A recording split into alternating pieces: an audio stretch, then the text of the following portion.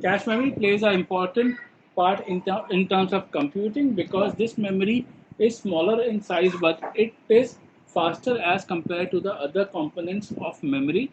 Here it mainly stores the data what we require from the CPU which we are using at the frequent intervals.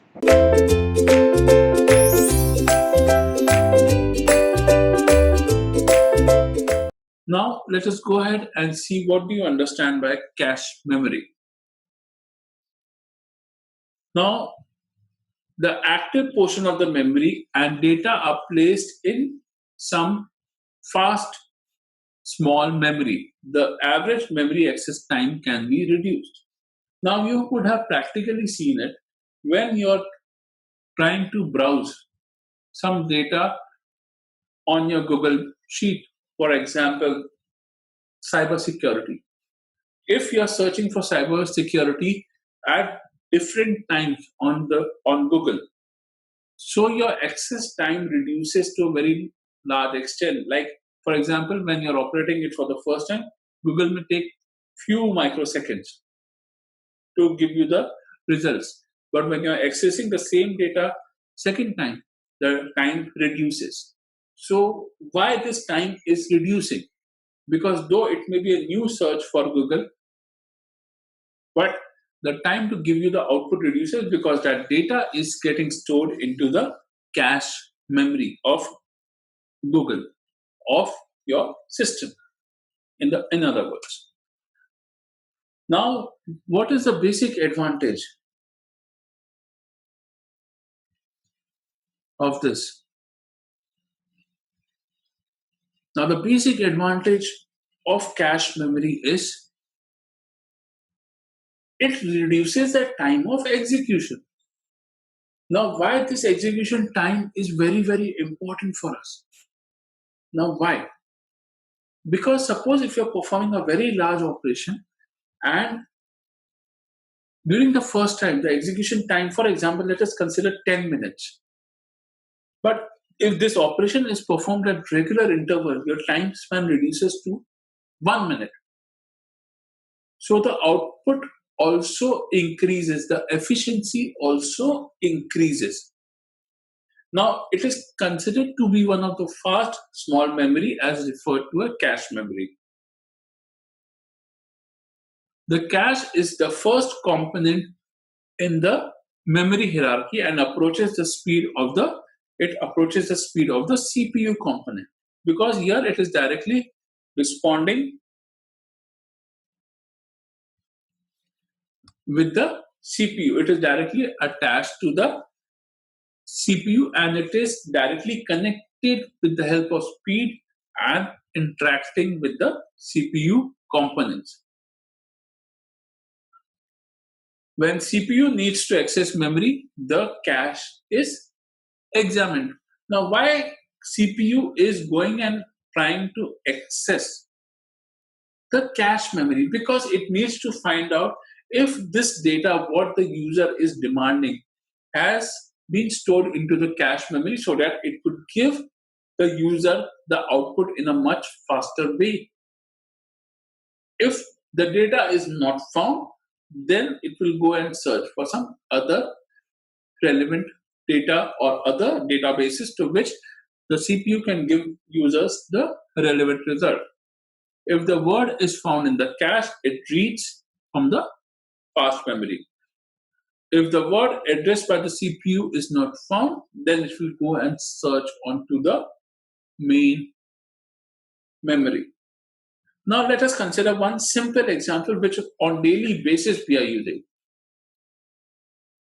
Suppose you are writing an email from recipient A to recipient B. The email ID of recipient B is b@gmail.com. On a frequent interval, you are interacting with recipient B and you are sharing at least 2 or 3 mails on a daily basis. On the second day, when you go for writing a mail to your recipient B, the CPU will directly understand as soon as you type B and it will give you a search importance that do you want to send the mail to recipient b@gmail.com?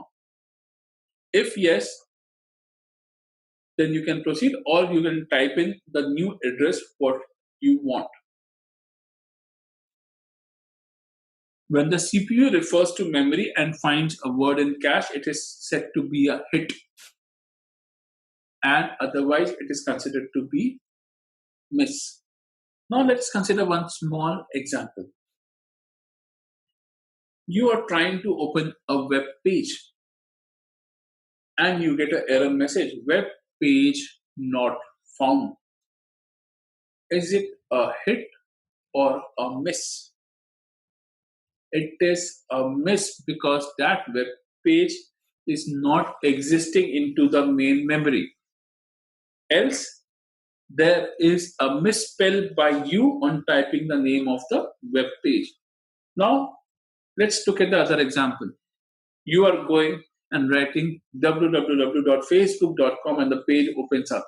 Is it a hit or a miss? It is a hit because you demanded Facebook page and the page opens up. So this plays a very, very important role in case of your CPU when it is referring to a memory. The performance of cache memory is frequently measured in terms of quantity, and that is called as your hit ratio. Now, hit ratio, it has a formula that has been assigned to it. Now, hit ratio is equal to hit divided by hit plus miss. Now, a question to you all. Should the hit ratio be high or low? Your answer should be the hit ratio should be high, because if the hit ratio is high, it means that when the user is demanding some instruction or when the user is demanding a particular output, the user is getting that particular output. It is not missing it. So that is considered to be a hit ratio. The basic characteristics of cache memory is its fast access time. As we are aware, it is storing the data into the temporary form. Therefore, very little or no time must be wasted when searching for the words that are being used in the cache memory. The transformation of data from main memory to cache memory is referred to mapping process. Now, when we say mapping, what we have seen, indexing. Indexing is a part of your mapping process. Now, when we go in depth, there are three types of mapping, or three types of mapping the cache memory uses. One is called as your associative mapping. The other one is called as your direct mapping. And the third one is called as your set associative mapping. Now, what do you understand by these terms? We will go and look at it one by one. Now, let us consider this example to understand the mapping procedure. Now, you have a main memory of 32K into 12-bit. You have the cache memory, which is directly connected to the main memory, and the size of the cache memory is 512 into 12-bit.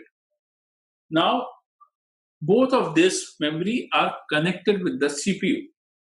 Now, cache memory is directly linked with the main memory, and it is also directly linked with the CPU, because CPU first checks the cache memory, what we have seen.